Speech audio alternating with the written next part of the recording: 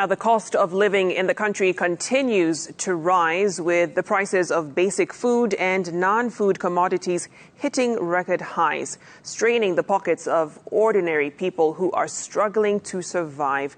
Now, the increase has Kenyans calling on the government to intervene and ease their burdens. Brenda Wanga reports. It's been 6 months since we first met Grace Omondi, a resident of Mukuru Kayeba near South C, Nairobi. In April of this year, life was hard for Grace, with the cost of living having hit an all-time high then.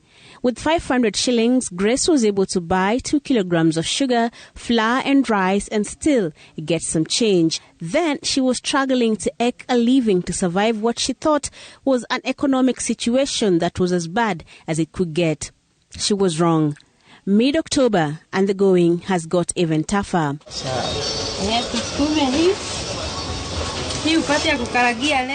With the same amount of money, she can barely afford the same quantity of foodstuff. Currently, that 500 shillings can only get her flour, sugar, and half a kilo of rice. Previously, food worth that amount would last her 5 days. Now, she is lucky if it gets her to day 3. Sasa, hiyo 6 months. Ile kitu imefanyika katikati hapa wezi jua. Ni ngumu, dada yangu. Ni ngumu, sijui maisha imefika na watu wapi. Na watu wanateseka. Veronica, a greengrocer here, agrees. She says the cost of buying the stock in her stall has nearly doubled. Tofauti ni kubwa sana. Juu hapo kitambo kama hiyo mwezi wa 4 tulikuwa tunanunua kama hii sukuma tunauziwa kama 4-10, lakini kwa saa hii unapata ni unauziwa 3-10. The tough economic times and the ever-rising inflation has cut across the board. For 5,000 shillings, a customer was able to purchase this set of goods from a supermarket in December last year. Now the same amount of goods will cost the same customer about 7,447 shillings.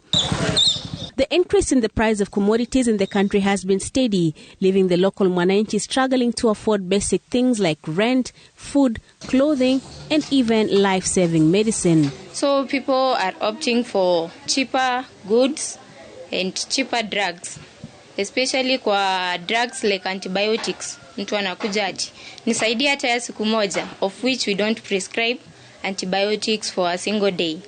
According to the National Bureau of Statistics, the cost of goods like maize, flour, beans, sugar and beef have risen by between 0.9% to 8.4%, while non-food items including petrol, electricity, transport fares have equally risen by between 0.7% and 25% in just 1 month.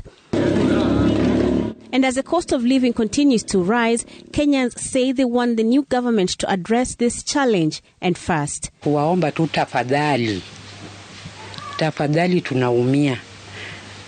Kama ni siku 100 hiyo mlisema, iwe ni hivi haki ya Mungu.